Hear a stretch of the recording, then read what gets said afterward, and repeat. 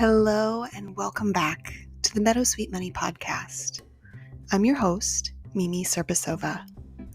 Today I have a very special guest on the podcast. Sam of WTF Is A Budget is one of my favorite humans in the personal finance space. Like me, she has a passion for helping people take control of their financial lives while also prioritizing their mental health and well-being. Before we dive into this conversation, I want to thank my supporters on Patreon. This podcast is simply not possible without them. And patrons are getting some really neat benefits as a thank you, including my Struggle Meals workshop that drops tomorrow, May 1st. All right, I don't want to belabor this intro any longer, so let's dive into this wonderful conversation with Sam of WTF Is A Budget.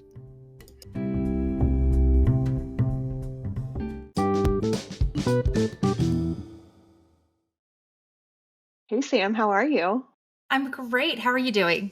I'm good. Thank you for being on my podcast today. Yes, I'm of so excited to course. chat with you because you're also one of my very few financial Instagram buddies, and hmm I love seeing your content. I love seeing all the things that you're sharing.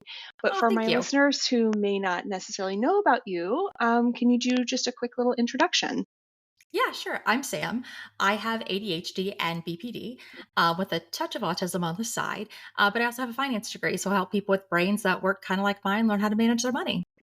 That's so awesome. And I know so many people. One of the big reasons I reached out to you to be on the podcast is because so many of my listeners said, I would love to learn more about money and neurodivergence because I have some kind of neurodivergence and how do I manage money? I mean, I think personal finance is difficult for a lot of people. Like it just kind of hmm is difficult for everyone. And a lot of that is because of the way the system works. But I think for our friends who are neurodivergent or have unique brain chemistry, why is it that those typical personal finance, strategies and the rules, why is that not very effective for them? And what kind of strategies do work for people that are neurodivergent? Yeah, sure. So, to start, I do firmly believe that like the more old school tactics of financial management don't really work long term for anyone because they generally treat personal finance as a simple math problem. And it is rarely a simple math problem. We are whole humans, we aren't spreadsheets, and we make decisions for just all kinds of reasons. And, that's true for everyone. Um, for example, I had a client last year who's a great example. He's like a really black and white thinker, and he swears he only makes decisions based on numbers. Like that's it. He doesn't make emotional decisions. But like looking at the outside and looking at some of the decisions he was making, it was very clear that some of his decisions were being driven by the fact that he was trying to keep up with his big brother. Right.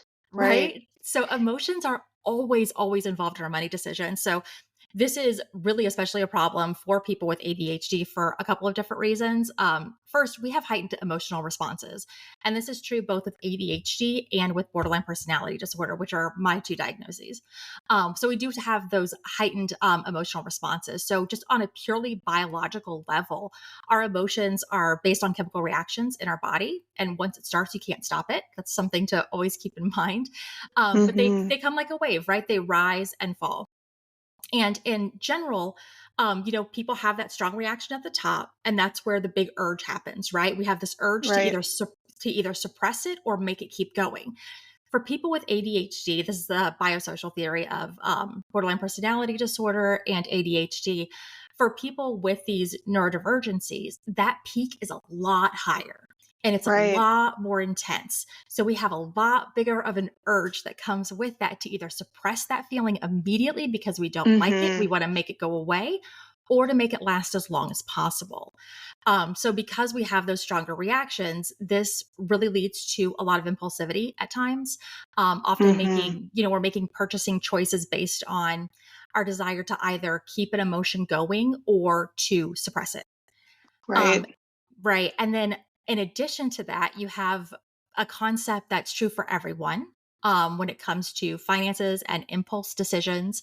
And that's something called the hedonic treadmill, right? Yes. Right. I'm glad you're bringing this up. That's where you get that new car. That's so amazing. And 6 months later, you're like, meh, it's just a car. right? You're not Right. excited about it anymore.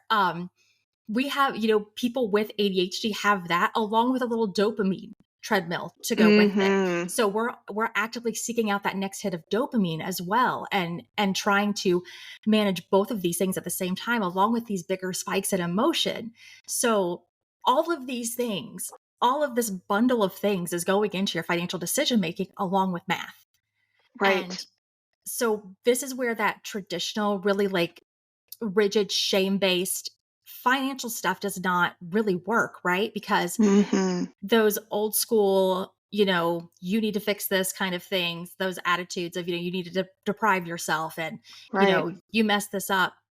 That's where that method is really going to break down, especially for neurodivergent people. Like so many of my Mhm. clients, they try, the basic budgeting spreadsheet, these cookie cutter spreadsheets that get sold online, or, the old school books, those personal finance books from like, that written by boomers, um, Yes.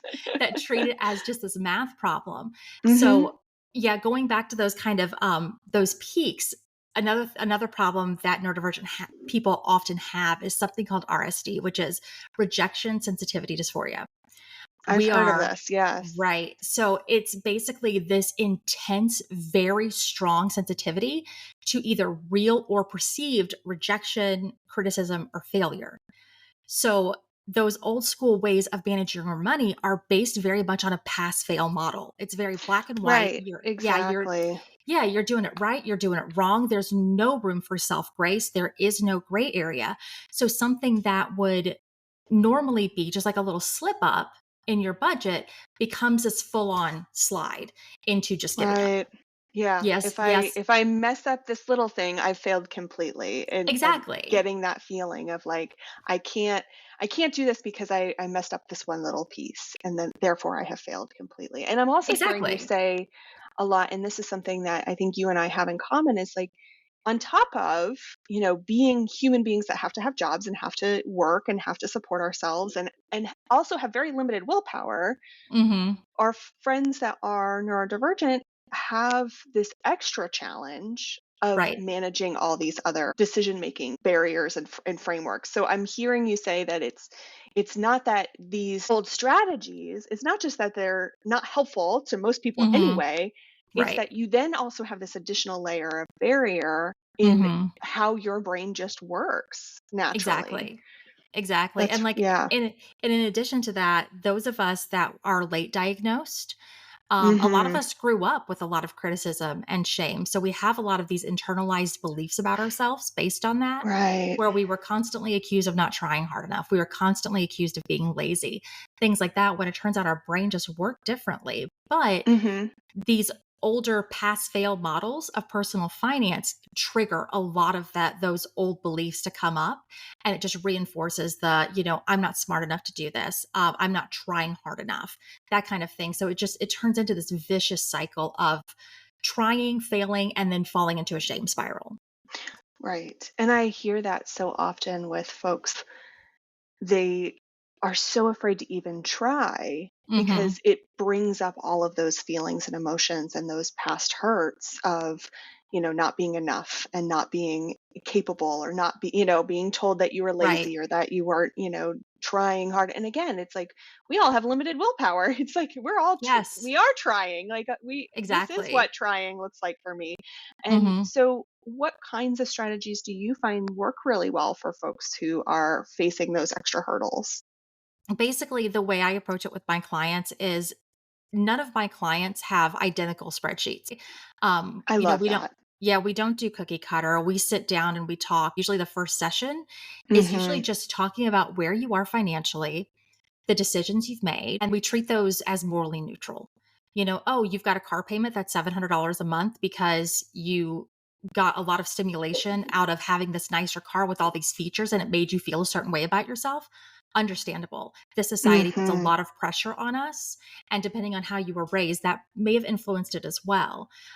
So we're not going to talk about whether or not you should have made that decision. We're going to talk about what led to it. And then Mm-hmm. do we want to do anything about it? Are we willing to give up the car and maybe get something that's less fancy now that we aren't getting as much dopamine from it anymore? Right. So yeah, just like those kind of strategies, and also just anything that allows for flexibility. The focus of money management for me and my clients is always going to be to focus on well-being first. Yes. So like Yeah. Because we're yeah, human beings, not human doings. That, you have to exactly. be well in order to do well. I love that. Exactly. I had one client a couple of months ago who she is a freelance contractor. Like she does like, what is the word? She's a handy lady. Yeah. So like, Okay. she like does like Love little that. small, it's just like little small construction jobs and like, furniture assembly and stuff like that. So she's out and around all the time. And she was talking to me, we were going through her budget, and I saw that she had one of those meal delivery kit things that was showing up every month. And I was asking her about it, and she was like, yeah, I know I need to get rid of it. I know I need to get rid of it and just go to the grocery store. I was like, wait. What purpose is it serving you? Are you eating the food? Yes. Why do we have to get rid of it? You're eating the food and you're telling me you're not eating all day long. And by the time you get home, you're exhausted, and you're either going to make one of these meals or you're going to end up ordering out. And ordering out is always going to cost more. So Mm-hmm. this thing that is helping your well-being stays in the budget, even though Yes. everyone else will tell you that you need to get rid of it. Yeah. And isn't it interesting how often it is seen as you have to conform in this certain way, or that you have to do things in the prescribed manner. Yes. And it's never like, well, what is the purpose? What is it, this really Mhm. serving all of us? Right. Or, because, and again, I'm very much of the mind that if it keeps you on this side of the dirt, it's Mhm. worth the money, right? We've talked a little bit about that feeling or failure, but failure is very much part of learning anything new. Yes. So how do you recommend people approach those money mistakes that we might make? You talked about like, this was something you've figured out, this didn't quite work. Like, let's maybe, look at changing the Mhm. car or something like that. How can we approach failure if we are adverse to it in a way that we don't lose hope and we don't Right. lose that momentum moving forward? How can we embrace failure in a little bit different way? So the idea of like really intentional money management is that your budget, your spending plan, that is a living document. It is not meant to be these little boxes that you are supposed to live inside. In my work with my clients, they've often tried the old school methods, right? The very race to the bottom style of budgeting to see how little you can get away with spending in a week or a month. And it's Mm-hmm. all about like living below your means. That's what they always talk about, in these books, is live below your means, below your means. I do not believe in that at all. It's like a fad diet. It's Mm-hmm. completely unsustainable. Like, and then once you slip up, you are prone to binge. So that's why I think people, especially those who have tried and failed at managing their money before, have this fear because they have done this like race to the bottom, pass fail budget. And it's so restrictive that when they slip up, it turns into a full on binge. And so that's a bigger failure, right? What would be just like, oh, I spent too much on appetizers at dinner turns into like, F it. Let's go out to dinner again. And we're going to go to a show, and just like completely throwing out the budget for the rest of the month because you failed. What's the point? So I prefer, again, to have clients live at their means, just at their means, Mm-hmm. where they are right now. We look at that, where they are right now, and then we look at where they want to be. And we build a plan that helps them achieve those goals without self-deprivation, without this shame-based pass-fail criteria. So for example, if somebody's wanting to set up their own spending plan, their own budget, and they look at and I actually just did this with a client recently. He was spending a lot of money eating out, like, ordering DoorDash, just running and grabbing something, that kind of thing. And so he told me, this month, I am going to try to not eat out at all. And I was like, whoa, Yeah, time that out. time out. That is a big jump. And I was like, I understand what you're wanting to accomplish here. And I'm really proud of you for taking a look at that and realizing that that was causing some financial issues. However, the problem here is that is a black and white model. And so my fear is that if one day you're really hungry, you haven't had a chance to the grocery store, you're stressed out because you've been working all day, and you're going to go to a drive-through and you are going to beat yourself up because you failed. Yeah. I was like, Exactly. I was like, so instead, let's take a look at how much you're spending dining out every month.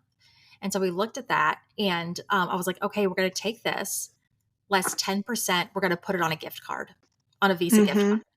There's your dining out budget this month. Whatever's left over, we can transfer back. You can spend it on something else, whatever. Mm-hmm. But that's what we're going with is we're just going to do little small changes. That way you're still eating out. You're not making this huge, drastic, fad diet style of change that is so pass fail because again, if I'm worried that if you slip up once, you're going to beat yourself up. And he was like, oh, I never thought about it that way. So yeah, like Mm-hmm. look at the categories where you're spending. If you're spending $1,000 a month on groceries, cool. That's your budget now for next month. Let's see where you Right. fall within that and just kind of track it for a few months and see kind of what you're averaging. And then on those things, those items that aren't as important to you, let's say for groceries, it's really important to you that you buy all organic and all grass fed. Okay, cool. We're going to make that bigger. But then on these other items that aren't as important to you, impulse Amazon buys, impulse runs to Target, we're going to find ways to lower that. And we're going to work on some emotional regulation skills whenever we're at Target of stopping Yes. stopping and noticing what's going on in our bodies. If our body is very activated, we're not making financial decisions in that moment. If we're going to check and see if our physical needs are met. So if my thing with my clients is if they are hungry, angry, lonely, or tired, it's like Mm-hmm. I think it's the AA model, right? The HALT. If you're hungry, Yes. angry, lonely, or tired, you're not making impulse purchasing decisions. That's the time when you Yes. need to go take care of those things. So we're going to find other ways. We're going to keep the stuff that's really important to you, and we're going to get rid of the stuff that's not, and find ways to emotionally regulate around that. I find it so interesting that you're bringing up these topics because this is so in line with what I teach people who are not necessarily neurodivergent, Mm-hmm. even people with, brains that work quote unquote normal, which I don't think is a real thing, but that's just, Right. I think for the average person, we can go through life kind of with the blinders on and not really realizing what is happening in our bodies and those, Mm-hmm. spending triggers of things that make us go, oh, I have this need that needs to be fulfilled. And I'm just going to make a purchase in the moment. We may not necessarily be making the right financial decision for ourselves in that moment, and we can regret it. Or we might go, wait, Totally. what was it that I spent at $75 on at Target? And I know, for Yes. myself, I've gone through that when I had to learn those triggers for me.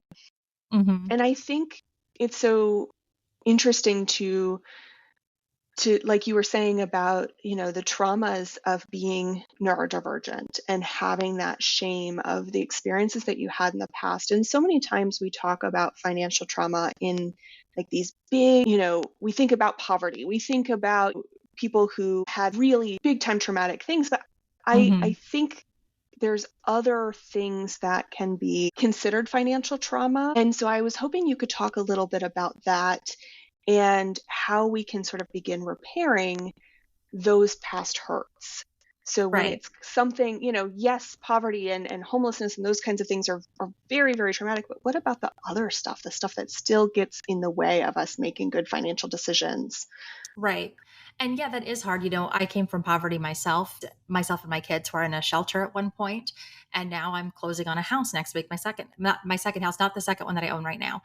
Um, I do not own multiple homes. Second time. Yeah. Second time buying a house, yes. And it's a house that I never thought I would be able to live in.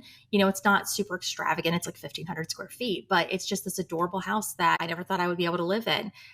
Same thing with my car. I do have a car payment. My old car payment was less than $300. And I decided I needed a new vehicle and went to go get it. And I had everything mapped out, exactly what I was going to get. I knew exactly what the Mm-hmm. payment was going to be. It was going to be $295, all of that. And I get there and I test drive the car and it's just not the one I want, but I see the one I want. And it's going to Yeah. be $30 more a month, but it went over that 300 mark. And Mm-hmm. I had such a hard time with that. I had to call my partner and he was like, let's talk about this logically. It's $30. If $30 is Yeah. going to break us, we have other problems. So there's stuff like that, where I was also raised that race to the bottom, spend as little as possible from my dad, and then Yeah. my mom being really extravagant. But then there's other stuff too. There's the way that our parents handled money or our caregivers handled Mhm. money. So, for example, one person who isn't one of my clients, but a friend of mine, he has this thing that he firmly believes that you don't buy a home until you can pay cash for it, because that's what he was raised with. He Yeah. was raised with this idea Or that, people have been taught that by yeah, folks that want to call themselves financial experts. exactly. Yeah. He's been raised with this idea that, like, no, you don't get a mortgage because then the bank owns your home. So as a result, he has this giant pile of money sitting in a checking account, Oh which, no. yes, which, because it's not being invested, it's not earning interest. It is actively Right. losing value every day. One of the first things you learn in getting a finance degree is $1 today is always worth more than $1 tomorrow. Because of Right. the way that money loses value. So, and then there are those of us too, right, that we were young during the Great Recession. We saw our Mhm. parents lose their jobs. They lost the value in their retirement accounts. Those retirement accounts Yes. bottomed out. And a lot of us millennials saw that happening. And so we saw our parents, get laid off from jobs that they had been in for 20 or 30 20 year. Yep. years. Yep. Yeah. And so they now have this, because they were exposed to that, of like, they gave their loyalty, they saved appropriately, and this is what happened. They have this why bother attitude. Why do anything at all? There's no point in planning for the Right. future. Instead of thinking, what if actually it does work out and I live and I have to take care of myself? Yeah, right. Like worst case scenario, you live to, 90. Now what are you going to do? Exactly. Yeah. And people like don't think about even really small little financial traumas. Mhm. There was one client I had, we were going through spending and things like that. And throughout the year, he had bought this $40 pair of wireless earbuds multiple times. Oh And he's, goodness. yeah, like he had gotten them like 3 or 4 times. I think it was 4 times he ended up buying the same one, or something along the lines, from Amazon a few different times. And I asked him, I was like, why do you keep buying these? Are you just losing them? He's like, no, they just stop working after a while. I was like, so why don't you get a pair of like Bose or Sony or Apple or something with a warranty? And he said, there is no way I am paying $200 for earbuds. I'm like, dude, you've already paid You've 160. already paid. Yeah. You've already paid And 160. yeah, and we can get into that that habit. Hmm. My husband is from Slovakia, and they have basically a phrase that kind of translates to like the cheapskate pays twice. Yes. And I know it's not an intentional, thing, but sometimes we can be so restricting in our behavior around money that Right. we end up spending more, not realizing that that's what we're doing. Just talking about these like little tiny traumas that can lead Yeah. to bigger things. And it's often a result of being raised in a lower income family or just a very frugal Hmm. family, because there is something like, something along the lines of the poor people tax, right? Of, Yes, getting a $25 pair of boots that you're going to have to replace 3 times instead of the higher quality $50 pair of exactly. boots, Yeah. because you don't have $50 in your hand right now. So you have to get the Hmm. $25 ones. But Yeah. most of the people I'm dealing with are not in that situation. Right. They just Yes. have this like mental block around paying more, like paying above a certain amount for a certain object. Like, I'm not paying $200 for earbuds, even though these keep breaking. I'm not paying $50 for a pair of boots, even though I'm going to have to replace these cheaper ones twice. Right. And it's so easy to fall into those patterns because human beings tend to stick with what they know and what they're Exactly. comfortable with. Yeah. And so I'm glad you're bringing these things up because again, I think the point, at least to my mind, the point of money is you know, not to just focus on the money. The point of the money is to live your life, right? It is, Right. we're It is simply a supposed to, tool. it is a tool for us to use. Hmm. And, I think one of the things that I appreciate so much is that you and I have very similar views when it comes to personal finance and how we talk about money, and your audience is so similar to mine in that I think both audiences, and I'm sure there's overlap there, are really coming from a place of money is scary and money is Hmm. something that's hard to talk about. And so I think it's important that folks know who they can turn to learn about personal finance. And I think you and I also have had those conversations before about Hmm. There's a lot of people who are talking about money, and not everybody has your best interest at heart. Right. So how can kind of the average person get support and find a professional that is a good fit, that does honor, their brain chemistry and does honor their, background and their traumas, and who is also qualified? What suggestions do you have in finding somebody that can support you? So yeah, there is so much information online. Some of it good, a lot of it not. So you Hmm. really have to be careful who you're taking advice from. For example, you've got people out there who will tell you not to ever use credit cards. And Right. then, right. And I've got young people in my comments say that they don't have any credit cards, but they're not building any credit, or they later realized that they couldn't build credit. So they're never going to qualify. They have a harder time qualifying for Yeah. debt. So there's stuff like that. And then you've also got people giving advice like doing cash envelope stuffing, which drives Right. me bananas, because what a lot of people don't realize is if something happens to that money, it's gone. Your homeowner's Hmm. insurance does not cover it. If your house burns down, if a rat gets to it, whatever. Yeah. Right. Your homeowner's insurance only usually covers about $200 of cash. And then of course for ADHD people, we love the visual of those cash envelopes, right? Hmm. And it's so satisfying, but we also misplace things. Right. So, and once it's gone, it's gone. So there's that, there's a lot of people giving very mixed advice online. So you just have to make sure the person that you're dealing with is actually qualified. So somebody saying, I made some money, I saved some money once, that's not a qualification. Saying I paid off my debt, I paid off $20,000 in debt. That's not a Hmm. qualification to sell people products and to sell people advice. Yes, I'm a huge fan of Madeline Pendleton on Hmm. TikTok, because she does give a lot of financial education, but she always couches it in, this is what worked for me. I don't know Right. if it will work for you, but you could try it. So like, I like that approach. That's always really good. But yeah, you have to make sure people are qualified, check their credentials, and Hmm. remember, anything's possible when you lie. So just because somebody has something listed on their profile does not make it true. Yes. Just because somebody has a ton of testimonials on their site does not make it true. All of these like reviews and ratings, you have to be really cautious in looking at that stuff.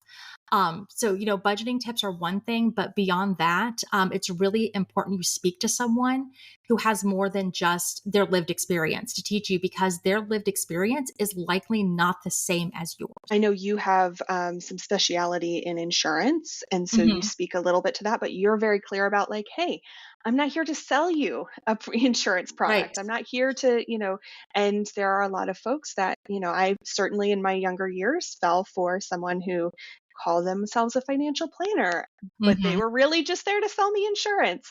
And, Yes. not there are some regulated terms, but there's a lot of unregulated terms. Yes, very much. Um, yeah. So, and then I think looking at where did their credentialing come from is a Hmm. helpful thing too. Yes. So yeah, I'm glad you speak to this, because I think Yes. you and I are on the same page of, I certainly have my own lived experience, but I also know that there are things that I needed to make sure I had credentialing before I could Hmm. start really helping folks, Right. because I wanted to make sure I also had the book learning in addition to the lived experience. Exactly. Yeah, you see that so much on TikTok or just on social media in general, of these completely made up credentials. Like, I'm a Hmm. certified retirement wealth building expert for entrepreneurs. No, you're not. No. That's not a thing.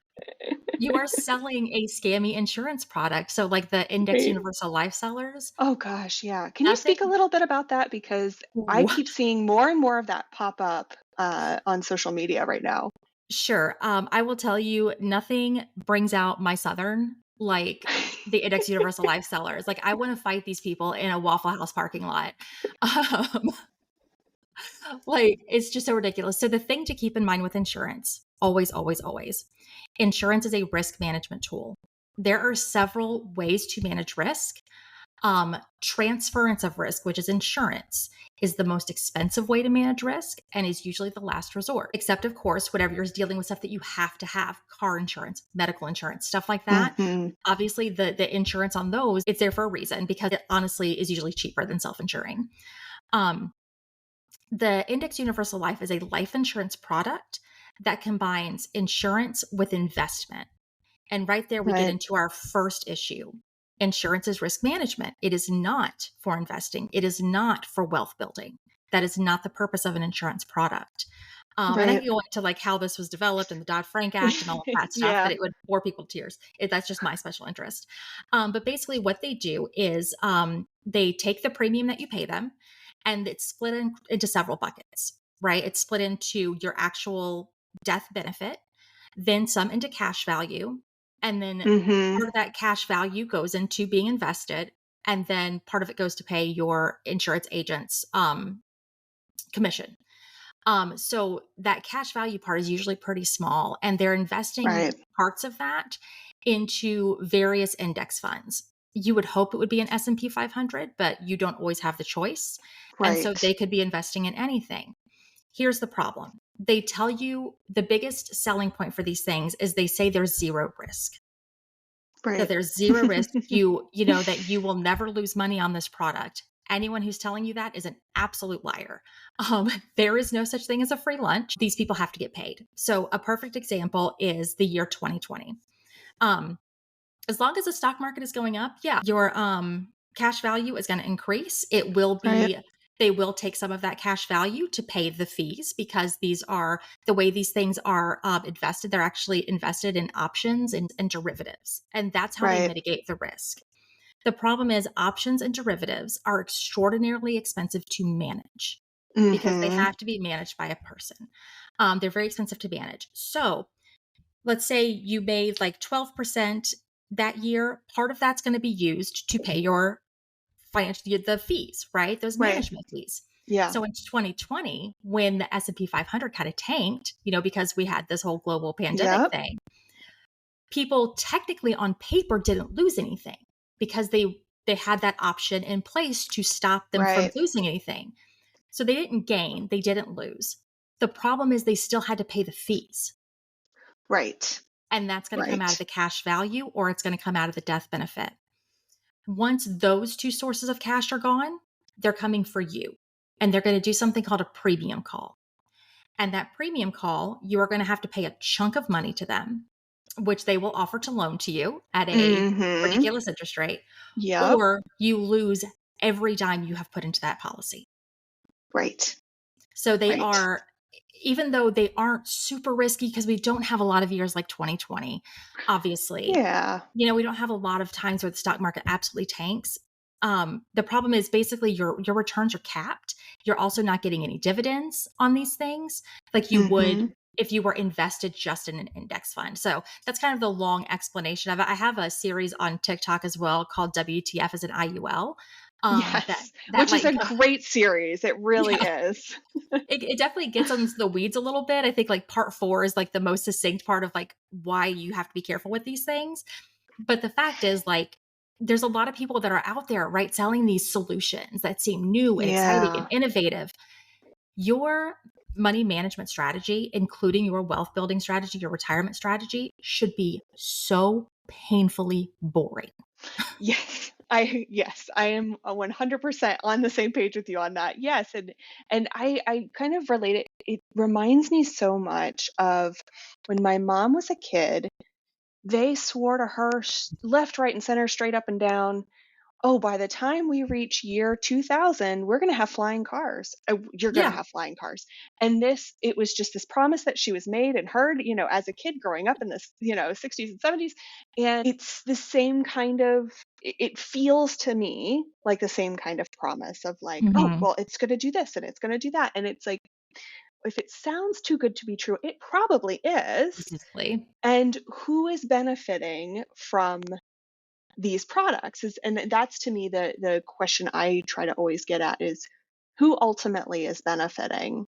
Yeah. And your hope and your goal is because you're the one putting the money into something, into Mm-hmm. an investment, you should be the one that's getting the maximum benefit from it. Exactly. And I love how you talk about these life insurance products, and I would like to say scam, but I'm going to try to be nice. I love that you talk about it in a way that really helps folks to understand. You're neighbor's brother-in-law who, sells Mhm. these products doesn't have your best interest at heart. Sorry. I know Exactly. you've known them for, the last 10 years, but they don't have your best interest at heart. And I love the way you talk about that. So thank you for sharing a little bit And on like that.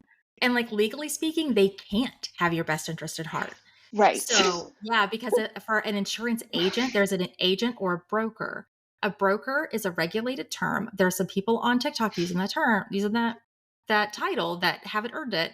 It could get in a lot of trouble. But an agent, a life insurance agent, has to, by their agreement with the carrier, act in the carrier's best interest. And I have Right. had some agents get furious with me. I always act in my client's best interest, but they are contractually obligated to act in the carrier's best interest in case of Right. a lawsuit. Yes. And again, I'm not bashing insurance as a whole. Like that's Right. not what we're Mhm. trying to say, but you have to be very thoughtful before entering into these agreements of Right. what is it that you're ultimately getting out of this. And I agree with you. I do not believe that insurance should ever be seen as an investment. It's just not. Right. It's there to protect you. The Exactly. same way that you get car insurance to protect you in the case of a car accident, all other insurance is there to protect you in case of Right. whatever. Yeah, a life So insurance policy is there to cover the expenses should the primary breadwinner or caregiver pass. Because if the caregiver, right, like a stay-at-home parent, passes, there are a lot of services that need to be paid for. And generally, it's a 30-year term because it is assumed at the end of 30 years, your mortgage should be at least nearly paid off and your kids are on their own. right, So you right. don't have And to that depend on them anymore.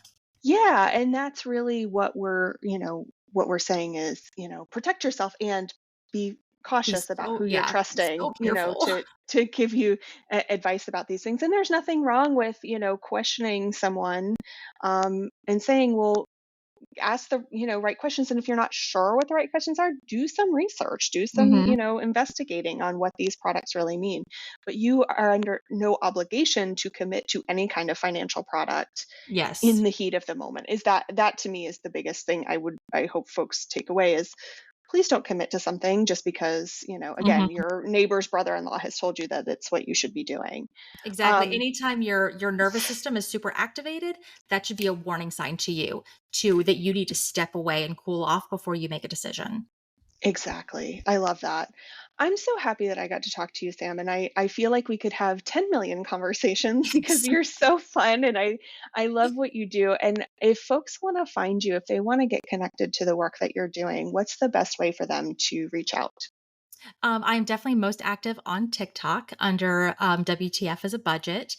Just make sure you're following the right account because there are a lot of copycat accounts. I know. So I wish they had better systems for to manage these things. they did finally implement something. I think it's coming next month. Hopefully that will Oh, help. good. But yeah, so I have around 250,000 followers there. So that's how you'll know it's me. I am on Instagram. I'm not as active there, but we'll being more active there soon. And then, of course, there is WTFisabudget.com. I will put all of those links up in the show notes. And I just Yeah. want to thank you again for sharing and talking because, again, I think what you do is so valuable and the way you talk about things is so valuable. So thank you. And Yeah. yeah, we'll have to invite you back sometime. Yes, definitely. I think just the last thing I want to say is um, when it comes to your budget, it's kind of like taking a medication, right? Like I have chronic migraine.